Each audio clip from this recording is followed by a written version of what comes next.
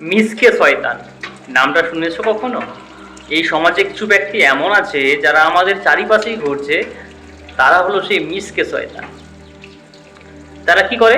তাদের মাথায় এত শয়তানি বুদ্ধি, এত কূটনীতি, সবার কাছে ভালো হওয়ার জন্য ভিতর থেকে এর সাথে ওর ঝগড়া লাগিয়ে দেয়, নারদ মুনির মতো।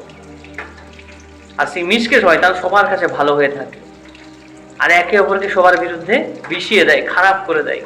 তাদের মনে খুব ষড়যন্ত্র ঢুকিয়ে থাকে। তাদের জীবনে ভবিষ্যতে ভালো কিছু হয় না, কিন্তু তারা ভাবে যে তাদের জীবন খুব স্বচ্ছ চলছে। আর এই সমাজে বহু মানুষ এরকম আছে।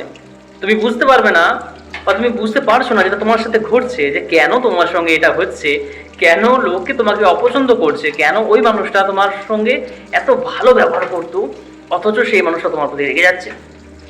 কারণ মিসকে শয়তান আছে তোমার আর সেই মানুষটার মাঝে, যারা দুজনের মধ্যে ফাইট লাগিয়ে দেওয়ার চেষ্টা করছে নিজে ভালো হওয়ার জন্য, নিজের কিছু না কিছু নিজের স্বার্থপর মনোভাব নিয়ে। তাই সেই মিসকে শয়তানগুলোকে বেশি পাত্তা দিয়ে চলবে না। যদি তুমি বেশি পাত্তা দিতে থাকো সেই ব্যক্তিগুলোকে, তাহলে তুমি সবার কাছে খারাপ হতেই থাকবে। তাই মনে রেখো, মিসকে শয়তান থেকে সাবধান, নিজে সতর্ক থাকো, আর সঙ্গে সঙ্গে অ্যাকশন নাও তাদের বিরুদ্ধে। নিজে সহ্য করার মানসিকতা সবসময় রেখো না, কিছু সময় প্রতিবাদ করো, রুখে দাঁড়াও।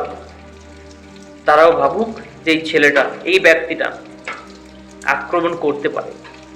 নয়তো সেই মিসকে শয়তান বারবার তোমাকে সমাজের কাছে, সবার কাছে অপদস্থ করবে, অপমানিত করবে, তোমার সঙ্গে সবার ঝগড়া লাগিয়ে দেবে।